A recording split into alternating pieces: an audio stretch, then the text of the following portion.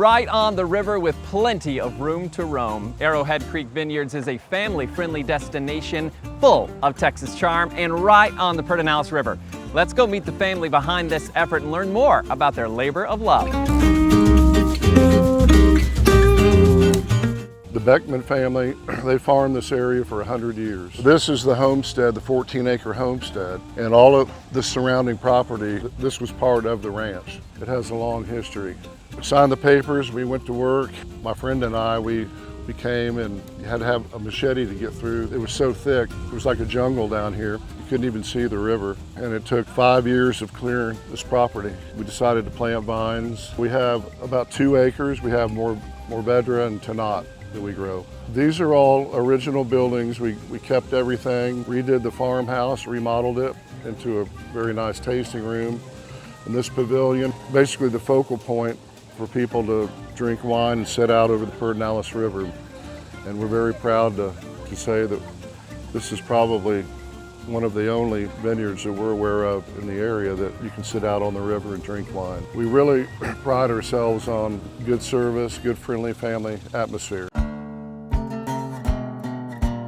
Well, ladies, I feel like I might be the luckiest guy in Hill Country right now. Let's start off this conversation with the cheers. Thank you for having me out today. This is so much fun. You know, we've heard a little bit already about the history here, and I'm excited to talk to you both about now. Tell me a little bit about what the experience is here. So from the time that you show up, you're gonna have a lot of room to roam, and there's an inside tasting room that people like to, we have that by reservations, and the outside tasting room, plenty of places to kind of enjoy the live music. There's a pretty window where you can overlook the whole property. There's lots of food. We have our charcuterie board here. We have a lot of locally sourced things on our board. Locally sourced honey, peach preserves from some of the orchards around here. Venison, we get down the road. It's a good way to kind of taste a little bit of the hill country. We also do the pavilion. We do tastings there. So people like to enjoy the live music and sit by the river and, you know, enjoy themselves. This is something very unique to your vineyard. Tell us a little bit about being right here on the river. Well, you're on 15 acres of the Pedernales River. We have seating down on the river. You can actually come down and spread a blanket if you like.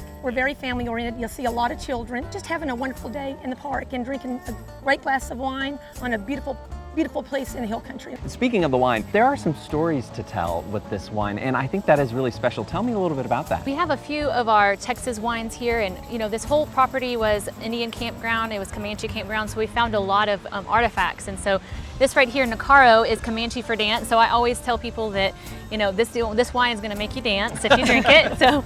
Oh, good. I need wine actually to dance, so that's great. So that right there is it's a Petite Syrah blend, and it's delicious. We call it the Campfire Red. So it's really good to have, you know, around the campfire. It's good in the summer.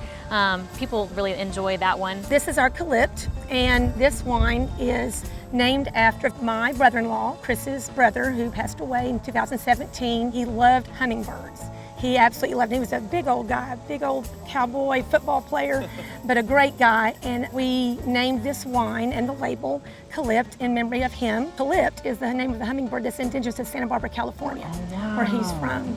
So he passed away from ALS, and when we tell people this story, they just love it, and they always come back. If they can't remember the name, they go, "What was that wine?" "Oh, the Uncle Johnny wine." It's very special. Oh, I love it. So it's a wonderful, I call it my poolside red. It's a very, very light, easy drinking wine. I think that might have been Uncle Johnny. I'm just saying. And of course, I do love sipping. I really actually also love shopping. And Tia, this is very cool because you've got that covered here. Yes, we do. So we had this beautiful old barn, and it just had so much character, and we couldn't decide what we were going to do with it exactly.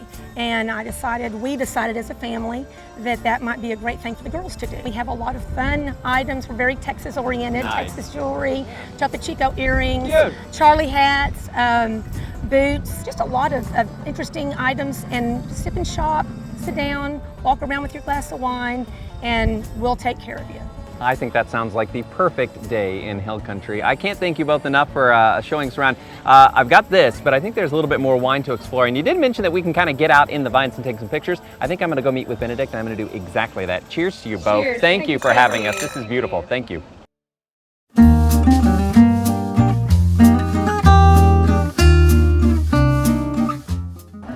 Well, Benedict, I mean, here we are. This is really where I have been told a good glass of wine, obviously it starts right here with the grapes.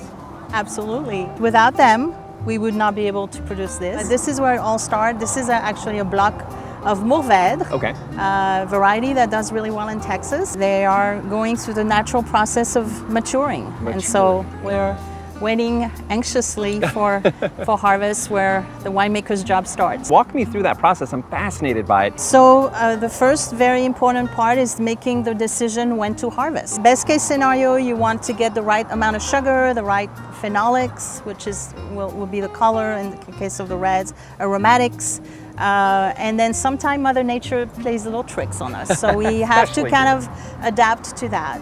And then once the fruit gets to the cellar, to the production facility, then in the case of this beautiful rosé, the color is located in the skins of the grapes. If you were to puncture a grapes, you would notice that the juice is clear.